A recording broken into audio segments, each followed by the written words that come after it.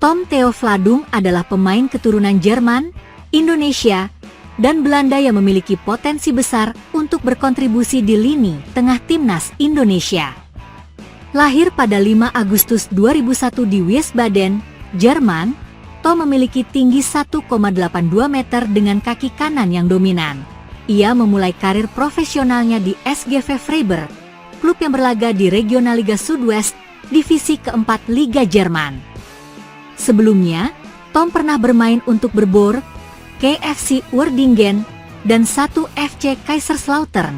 Memberikan pengalaman bermain yang berharga dari berbagai klub Eropa, Tom memiliki latar belakang unik dengan darah Indonesia dari ibunya yang berasal dari Maluku, tepatnya dari Dobo, Aroe Island. Dengan latar belakang internasional yang kaya, Tom Theo Vladung membawa kombinasi teknik Eropa yang kuat dengan nilai-nilai dan semangat bermain khas Indonesia.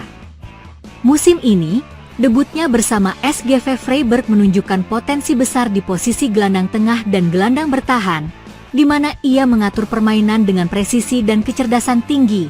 Tak hanya itu, kontribusinya dalam membawa keseimbangan dan kreativitas di lini tengah sangat diharapkan untuk memperkuat timnas Indonesia di masa depan.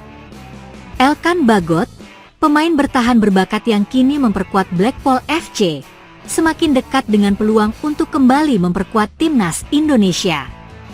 Hal ini mencuat setelah Erick Thohir, Ketua Umum PSSI, mengisyaratkan bahwa pintu skuad Garuda terbuka lebar bagi pemain berusia 22 tahun tersebut. Dalam pernyataannya di Kompas TV belum lama ini, Erick Thohir menegaskan pentingnya membangun komunikasi dan chemistry dengan pemain.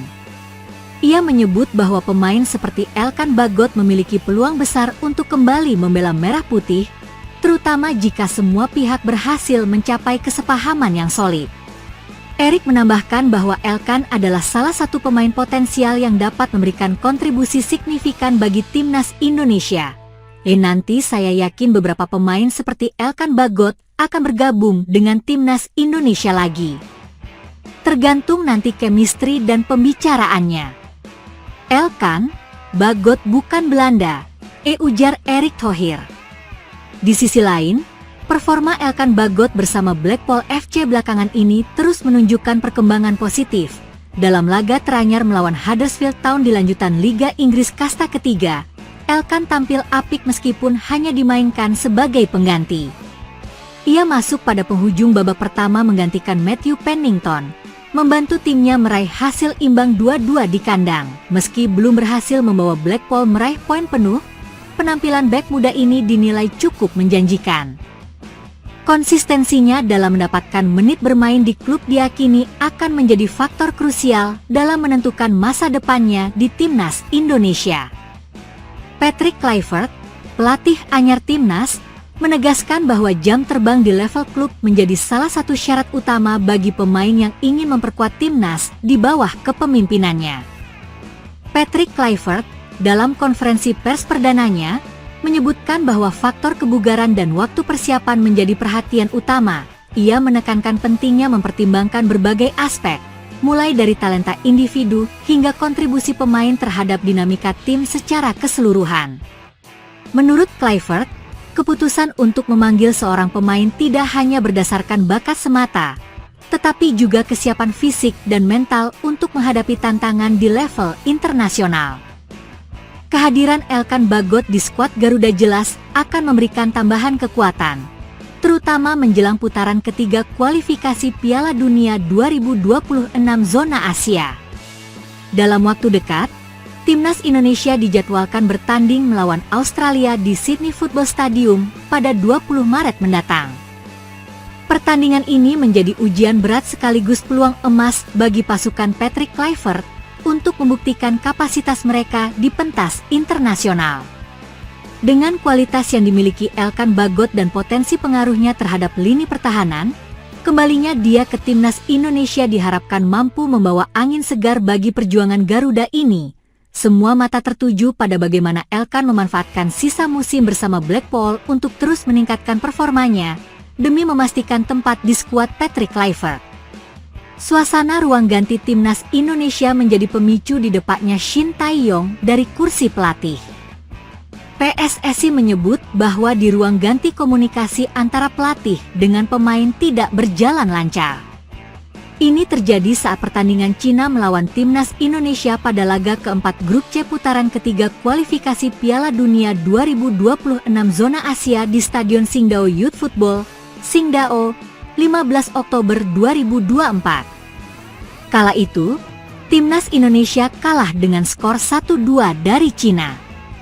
Sebelum pertandingan berlangsung, ada permasalahan yang terjadi di skuad Timnas Indonesia. Hingga kabar pemberitaan pun bergema dengan menyebutkan Shin Tae-yong lebih memilih Asnawi Mangkualam sebagai kapten ketimbang Jai Itzes. Selain itu, Shin Tae-yong tidak memasukkan Eliano Reijnders ke daftar susunan pemain. Shin Tae-yong juga menarik Mads Hilgers pada awal babak kedua yang dinilai melakukan blunder selama pertandingan. Dugaan-dugaan itu pun dibantah oleh mantan analis Timnas Indonesia, Kim Jong-jing. Kim Jong-jing menilai apa yang disampaikan PSSI itu bohong. Saya melihat dan mendengar pernyataan itu media seperti apa yang mereka, PSSI, katakan di laga Timnas Indonesia versus Cina. Saya bisa bilang itu tidak benar, kata Kim Jong-jing. Kim Jong-jing juga membantah bahwa keputusan Shin Tae-yong mengganti kapten ke Asnawi Mangkualam karena kekecewaan kepada Jai Itzes. Sebab, sebelum pertandingan dimulai ada kabar Jai Itzes mengumpulkan para pemain Timnas Indonesia tanpa sepengetahuan Shin Tae-yong. Itu berita bohong dan tidak ada satu pun yang benar, kata Kim Jong-jing. Pria asal Korea Selatan itu mengaku ada di ruang ganti pemain Timnas Indonesia saat melawan Cina. Selain itu, Kim Jong-jing juga sangat dekat dengan Shin Tae-yong.